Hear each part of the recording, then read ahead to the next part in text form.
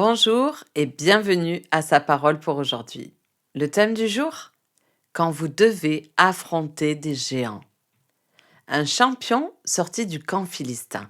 Il s'appelait Goliath. 1 Samuel 17, verset 4. Lorsque vous vous trouverez face à face avec des géants, premièrement, leur taille impressionnante risque de vous intimider.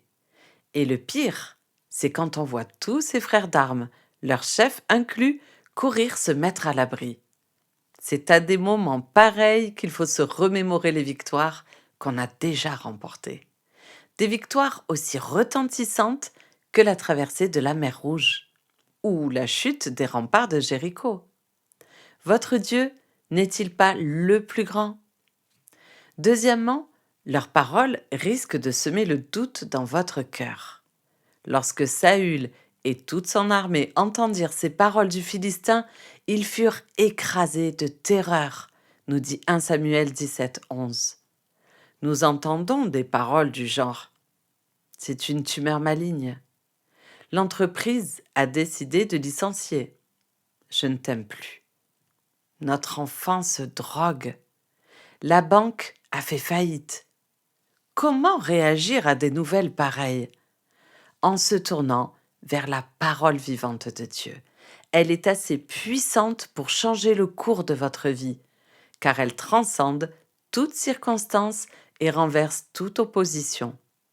L'herbe sèche, la fleur se fane, mais la parole de notre Dieu subsistera éternellement. Ésaïe 40, verset 8.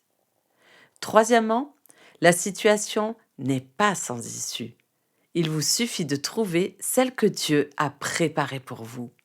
Goliath avait la réputation de pouvoir atteindre avec sa lance une cible placée à une distance équivalente à un demi-terrain de football.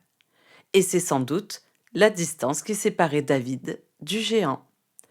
De plus, Goliath portait une armure qui le couvrait de la tête aux pieds, excepté pour une fente entre les yeux et le front. C'est là que visa David. Quelle leçon à en tirer? Quand on demande à Dieu de résoudre un problème, il nous propose parfois une solution de la taille d'une fente plutôt que d'un terrain de football. Quand il vous la montrera, faites-lui confiance. Il fera en sorte que vous puissiez vous y glisser. La réponse de Dieu pour vous est destinée à accroître non pas votre confort, mais votre confiance en lui. Soyez tous bénis.